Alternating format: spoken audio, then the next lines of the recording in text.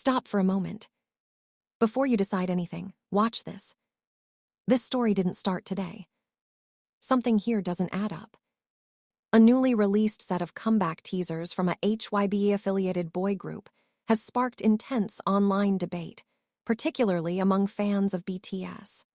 While teaser rollouts are typically designed to build anticipation and excitement, this campaign has instead become the center of criticism, scrutiny, and comparison. The controversy began shortly after HYBE unveiled the first concept photos and short-form video clips announcing the group's upcoming return. Within hours, social media platforms including X, TikTok, and Korean online communities saw a surge of posts questioning the creative direction. Some users argued that elements of the visuals, styling, and promotional timing appeared too reminiscent of past BTS eras. It is important to note that HYBE, formerly known as Big Hit Entertainment, operates as a multi-label company. Under its structure, several independent labels manage different artists. Over the years, HYBE has expanded rapidly, housing multiple boy groups that each maintain distinct identities. However, the company's brand remains closely tied to BTS, whose global success significantly shaped HYBE's international reputation. Criticism from some BTS fans centered on what they perceived as overlapping aesthetics. Online threads pointed to similarities in color palettes, minimalist teaser captions, and moody, introspective concept photography. Others claimed that certain teaser shots felt reminiscent of BTS promotional eras, such as "The Most Beautiful Moment in Life" or "Love Yourself." These comparisons quickly gained traction. However, not all fans agreed with the backlash. Many observers argued that modern K-pop marketing frequently relies on shared visual trends. Cinematic teaser films, high-contrast lighting, and emotionally ambiguous taglines are now industry standards rather than exclusive trademarks. Industry analysts note that global K-pop promotion has evolved toward a cohesive, polished style influenced by international fashion campaigns and streaming-era branding strategies. The timing of the comeback also became part of the discussion. Some BTS fans questioned whether the teaser rollout coincided too closely with ongoing BTS-related activities. Although BTS members are currently pursuing individual projects and military service obligations, the group's brand remains highly visible. Any overlapping promotional period tends to invite heightened sensitivity within fandom spaces. From a business perspective, staggered releases across different artists are common practice. HYBE manages a diverse portfolio, and overlapping promotional schedules are often unavoidable. Public companies prioritize consistent quarterly performance, and frequent content releases help maintain investor confidence and streaming momentum. The debate also reflects the broader dynamics of fandom culture. K-pop fandoms are known for strong brand loyalty. For long-established groups like BTS, whose influence helped shape HYBE's identity, fans often feel protective of artistic legacy. In online discourse, this protective instinct can manifest as heightened scrutiny of newer acts under the same corporate umbrella. Social media algorithms further amplified the situation. Posts expressing criticism generated high engagement, pushing them into trending sections. Reaction videos and commentary channels quickly covered the controversy, sometimes framing it as internal competition within HYBE's roster. While such framing increases view counts, it does not always reflect the full complexity of corporate creative processes. Industry insiders emphasize that creative direction in large entertainment companies involves multiple teams. Visual concepts are typically developed months in advance, with input from stylists, photographers, branding consultants, and marketing executives.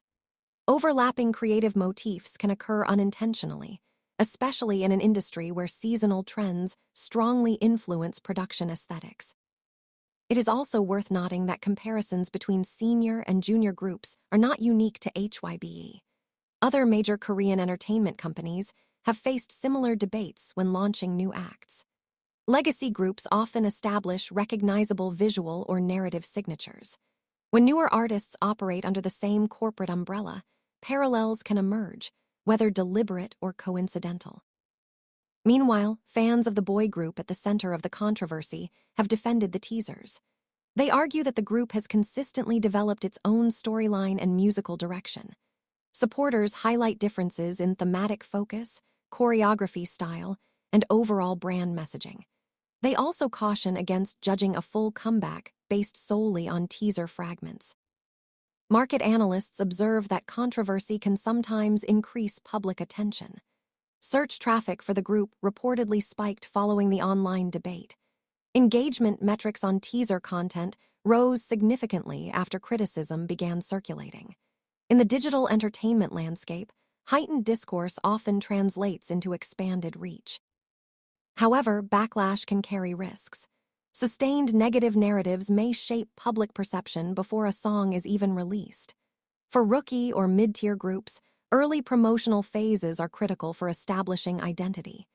If discourse shifts from anticipation to comparison, it can complicate brand positioning. HYBE has not issued a formal statement addressing the criticism.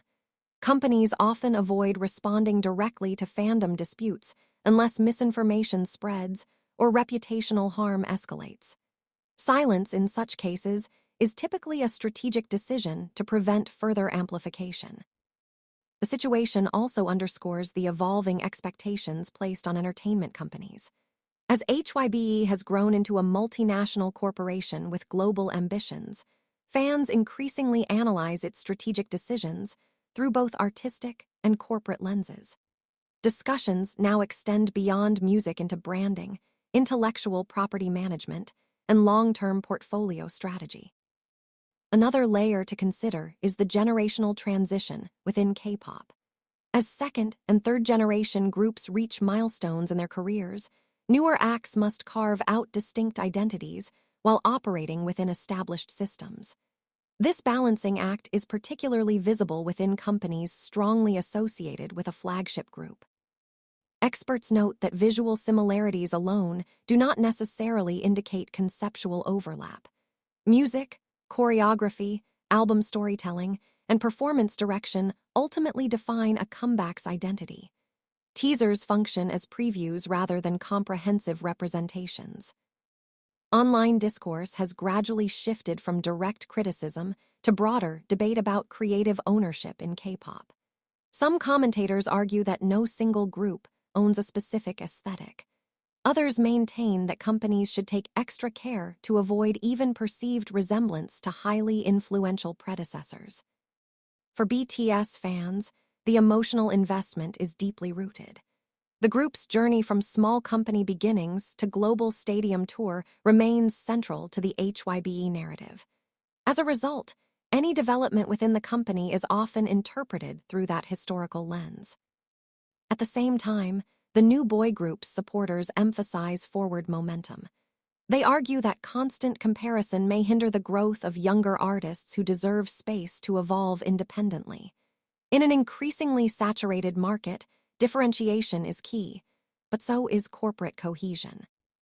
Financial analysts point out that HYBE's diversified strategy aims to reduce reliance on a single act. Expanding its roster is part of long-term sustainability planning. While BTS remains a cornerstone of the company's brand equity, cultivating additional successful groups is essential for future revenue stability. As the comeback date approaches, attention will likely shift toward the music itself. Chart performance, streaming numbers, and public reception will ultimately determine the impact of the release. Teaser controversies often fade once full albums and live stages provide broader context. For now, the situation illustrates the intersection of fandom loyalty, corporate branding, and digital amplification. What began as a standard teaser rollout evolved into a wider conversation about legacy, originality, and the responsibilities of a major entertainment company.